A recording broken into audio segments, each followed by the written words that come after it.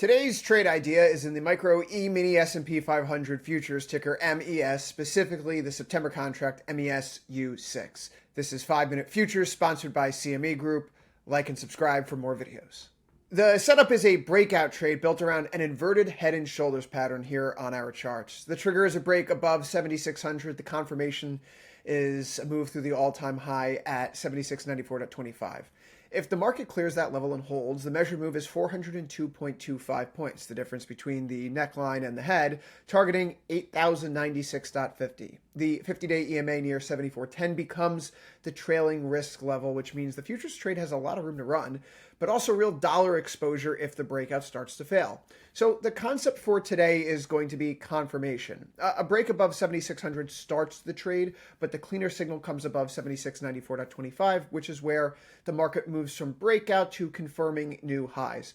With MES, every point is worth $5, and so every 0.25 point tick is worth $1.25. A move from 7,600 to 8,096.50 is 496.50 points, or about $2,482.50 per contract. So that's the attractive part of the setup, no doubt.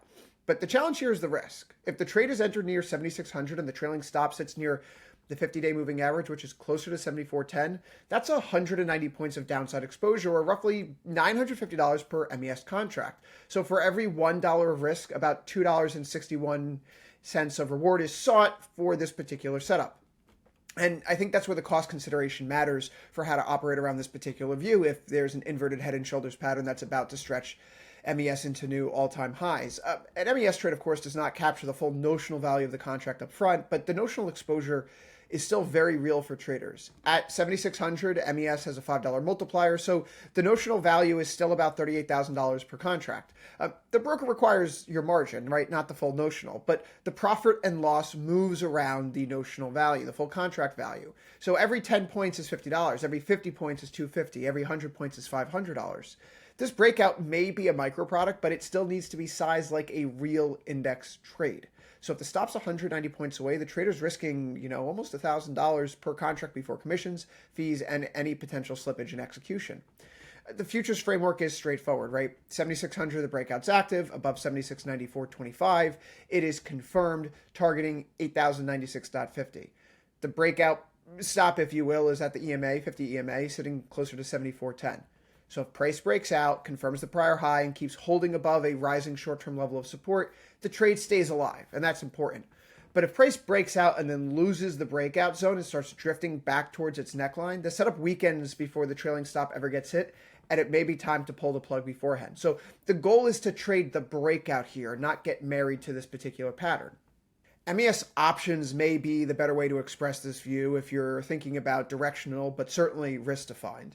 With an IVR near 34 and the VIX sitting below 17, it's not the greatest of environments to force a short premium trade structure. The cleaner expression may be just paying out through a call debit spread. For 30 DTE, we'd be looking to buy the 7,700 call and selling the 8,100 call. That lines up with the confirmation level and the measured breakout move. The 7,700 call puts the trade near the breakout confirmation zone, and the 8,100 short call lines up with that 8,096.50 target. So this is an aggressive version. It needs more follow-through, but it gives a clean, risk-defined trade setup to trade the breakout without full futures exposure that MES alone would offer. The max loss on this particular setup is going to be around $230 with a max profit of $1772.50. Even taking the position off at 50% max profit still yields about $3.85 in reward for every $1 risk, which may be more appealing than the original MES trade structure. For 61 DTE, you could use the same basic structure. You're buying the 7,700 call, you're selling the 8,100, maybe even selling the 8,200 if the credit difference is worthwhile here. But the 61 DTE has a little bit less urgency, it has less gamma pressure, and more room for the trade to chop around.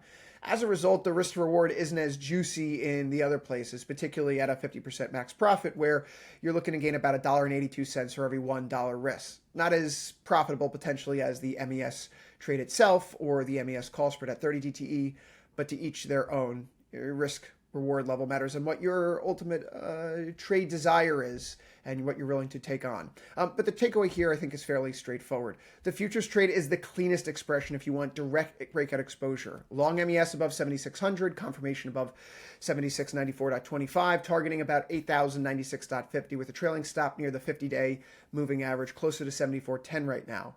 But we need to consider the cost, and that's where the size of your account and your own risk tolerance matters here. At $7,600, one MES contract can be around $38,000 of notional exposure, and that could be rich for some. 190-point stop in that trade is about $950 of risk before commissions, potential slippage, etc. The options version should give you the similar map. 7,700 to 8,100 call spread here gives defined risks, aligns with the breakout confirmation, and targets the same measured move without needing to scalp the futures tick by tick. It also offers you a little bit less risk overall. So if the volatility is cheap and the chart's directional, buy structure instead of selling cheap premium. That's today's 5-minute futures.